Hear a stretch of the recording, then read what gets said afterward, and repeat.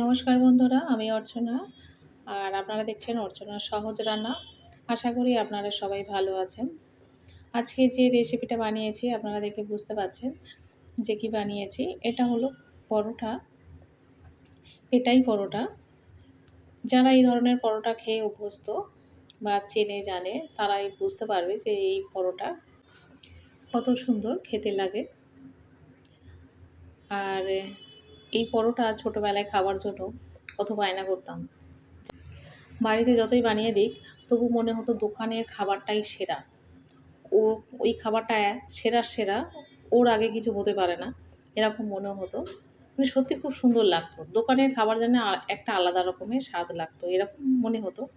তারপর বাড়িতে খাবার খেতাম, বাড়িতে বানানো হতো, বাড়ির সেই খাবারটা খেতাম। আস্তে আস্তে যখন বিয়ের পরে নিজে হাতে করা ধরেছি, তখন তো আর কেউ বানিয়ে দেবে না, বরং বানিয়ে খেতে হবে। যাই হোক, এটা সব মেয়েদের হয়, এটা বলা উচিত নয়। আর এখানে আমি প্রথমে নিয়েছি 500 গ্রামের মতো ময়দা, তাতে সামান্য একটু নুন দিয়েছি স্বাদ মতো, আর ঠান্ডা জল দিয়ে মেখে নিয়েছি। তবে অল্প অল্প করে জলটা দিয়ে মাখতে হবে, একসঙ্গে বেশি জল দিলে হবে না। মাখাটা অনেকটা হয়ে এসেছে, আর ওপর থেকে অল্প একটু সাদা তেল লাগিয়ে দিচ্ছি, দিয়ে আরও ভালো করে মেখে নেব। খুব সময় নিয়ে মাখতে হবে।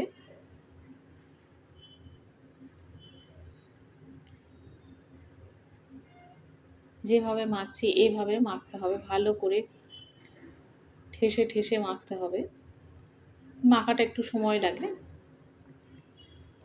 তবে অন্যান্য পরোটার মতো না, যে পরোটা যেমন আমরা ডিম দিই বা আগে আমরা একটুখানি তেল দিলাম বা ঘি দিই, যাই দিই না কেন, বা কিছু আলুর পরোটা করলে যেটা হয় একটু আলু টালু দিয়ে বানাই, ভালো লাগে। তবে অনেক কিছু দিতে হয়, তবে এটাতে তেমন কিছু দিতে হয় না, নুন দিয়ে আর জল দিয়ে মাখলেই হবে। তবুও এই পরোটার স্বাদ একটা আলাদা, ভীষণ ভীষণ সুন্দর খেতে, এত ভালো খেতে লাগে যে কি বলবো। যাই হোক, ময়দাটা মেখে নেবার পরে এখানে অল্প একটু তেল আবার লাগিয়ে দিয়ে আধা ঘন্টার মতো রেখে দিয়েছিলাম। আধা ঘন্টা পর আমি এটা লেচি কেটে নিচ্ছি। একটু বড় বড় সাইজের লেচি করতে হবে। দেখুন, এরকম বড় বড় সাইজের লেচিগুলো করে নিচ্ছি। ময়দাটা মেখে বেশ কিছুক্ষণ না রাখলে এটা হবে না, কত নরম হয়ে গিয়েছে দেখুন। এটা আমি ছুরি দিয়ে কেটে কেটে নিচ্ছি। লেচিগুলো একটু বড় বড় না করলে হবে না।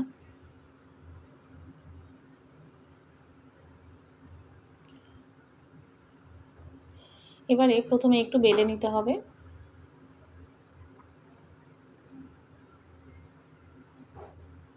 এটা খুব বেশি বড় করে বেলবো না,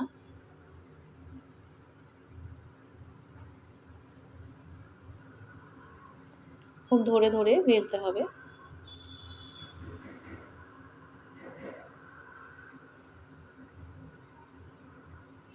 এবার এটাকে ছুরি দিয়ে কেটে নিতে হবে। প্রথমে অল্প একটু তেল লাগিয়ে দিচ্ছি, এরপরে এর মধ্যে একটু ময়দা ছড়িয়ে দেব।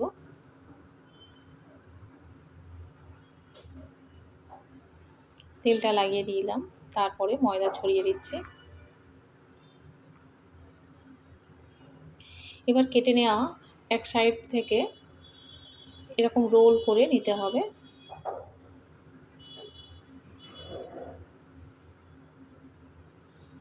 এভাবে রোল করে ঘুরিয়ে ঘুরিয়ে একটা কোন টাইপের হবে, এভাবে নিতে হবে। নিয়ে মাথাটা, চোঁচালো মাথাটা এরকমভাবে ধরে ঘুরিয়ে ঘুরিয়ে বসিয়ে দিতে হবে। আবারও একটু তেল লাগিয়ে দিলাম, দিয়ে এভাবে আরও কিছুক্ষণ রেখে দেব। আরও একটা দেখাচ্ছি। যখন স্কুল কলেজে পড়তাম তখন এই পরোটাগুলো কিনে কিনে খেতাম। পরোটা ভাজলে এর যে একটা সুন্দর একটা গন্ধ আসে, খুব ভালো লাগে। এর স্বাদই একটা আলাদা। এই পরোটার মধ্যে তেমন কিছু দেওয়া হলো না, শুধু একটু নুন দিয়ে আর ঠান্ডা জল দিয়ে মাখা হলো। এই পরোটা খেতে এত সুন্দর লাগে। আর আমরা খেতাম ঘুগনি বা আলুর দম দিয়ে, খুব ভালো লাগতো। সে স্বাদ সে স্বাদের মানে ভাগ হবে না, এরকম একটা কথা আছে। খুব ভালো লাগে, সত্যিই খুব ভালো লাগে, যে কি বলবো। সবাই বন্ধু-বান্ধব মিলে কত কিনে খেয়েছি। আর এগুলো যতই আগে যে পরোটাগুলো হতো, পিস পরোটা বা এই ধরনের পরোটা বেশি পাওয়া যেত।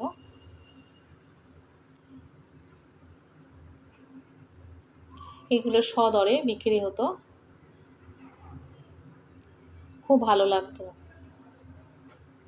যাই হোক, অনেকগুলো লেচি এরকম করে নিয়েছি। করে নেবার পরে এবারে একটা একটা করে বেলে নেব। এবারে শুধু তেল দিয়ে বেলে নিতে হবে।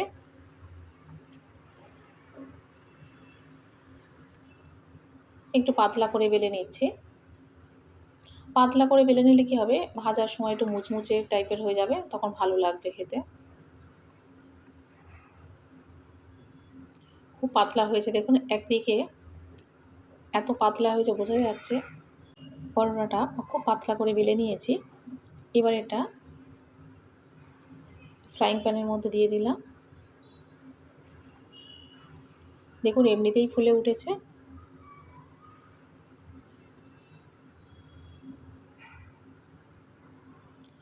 ও আস্তে আস্তে এটা উল্টে দিতে হবে। এবারে অল্প অল্প তেল ছড়িয়ে এটাকে ভেজে নেব।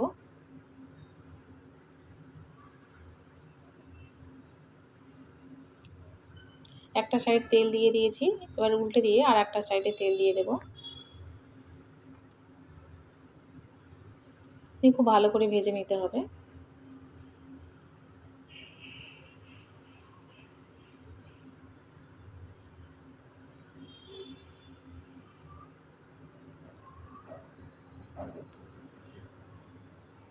মাখা বেলাটা কোনো ব্যাপার না। এই পরোটার আসল উদ্দেশ্য হলো এটাকে, পরোটাটা ভাজা হয়ে যাবার পরে এটাকে যখন পেটাতে হবে তখনই সমস্যাটা ওইখানে। গরম গরম অবস্থাতে এটাকে পেটাতে হবে।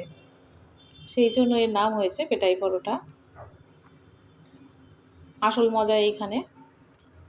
নিজের বাড়ি হলে দুমদাম করে পিটিয়ে নিই, ভাড়া বাড়িতে থাকলে যা হয় খুব জোরে জোরে আওয়াজও করা যাবে না, কিন্তু গরম অবস্থাতে খুব ভালো করে এটাকে পেটাতে হবে।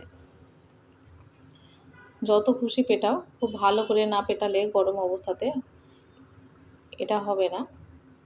এত গরম ধরতে পারছি না।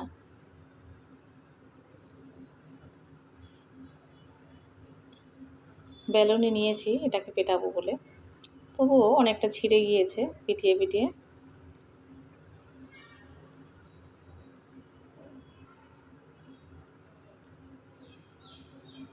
দোকানে যখন বানাতো দেখতাম,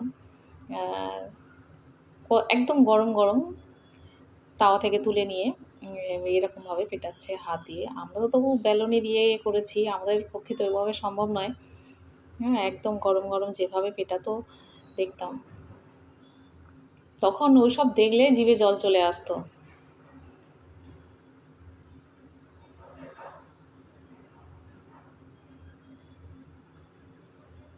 খুব গরম গরম অবস্থাতে এটাকে পেটাতে হবে। যত বেশি ভেঙে ভেঙে যাবে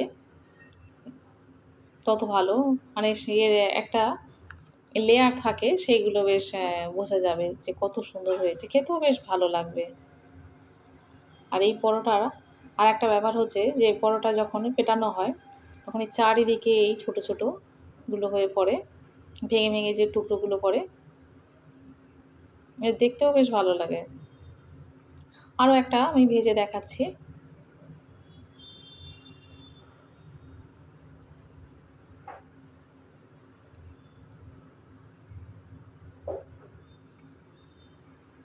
এই পরোটার সঙ্গে ঘুগনি বা আলুর দম বেশ ভালো লাগে। যদিও আমি অন্য কিছু রান্না করে ফেলেছি, তখন ভাবিনি পেটাই পরোটা বানাবো। চিকেন বানিয়েছিলাম। এমনি প্লেন পরোটা বানাবো, ৩ কোণা যেরকম পরোটা সাধারণত আমরা বানিয়ে থাকি। কিন্তু তারপরে মনে হচ্ছে না, এই পরোটা অনেকদিন খাওয়া হয়নি। অনেক দিন খাওয়া হয়নি।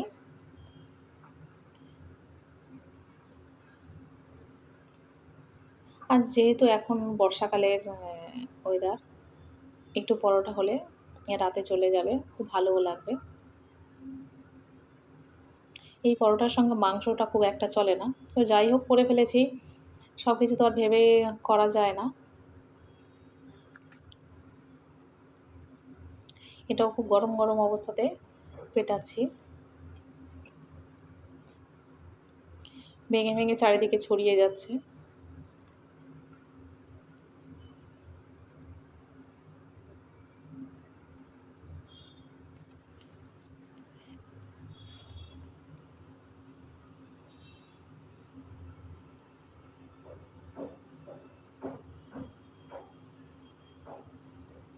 যাই হোক পরোটা একদম রেডি, খাবার জন্যও রেডি। কত সুন্দর হয়েছে দেখুন। এভাবে বানালেও কিন্তু সত্যি খুব স্বাদ লাগে, অল্প সময়ের মধ্যে। আর তেমন কোনো উপকরণ নেই বললেই চলে, অল্প উপকরণে সুন্দর একটা পরোটা তৈরি হয়ে গেল। রেসিপিটা কেমন হয়েছে, আপনাদের কেমন লেগেছে অবশ্যই করে কমেন্টে জানাবেন।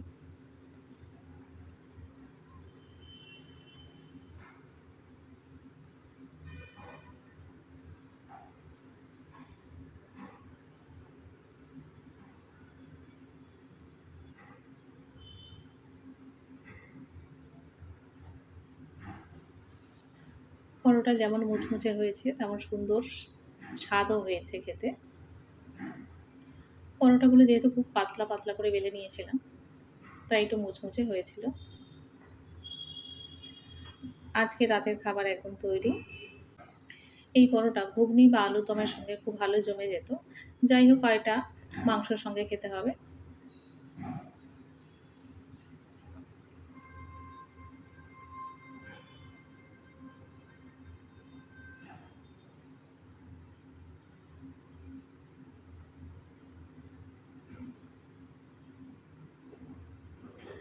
আমি অর্চনা, আপনারা দেখছেন অর্চনার সহজ রান্না। অবশ্যই করে লাইক, শেয়ার এবং সাবস্ক্রাইব করবেন। দেখা হবে আবার পরের ভিডিওতে।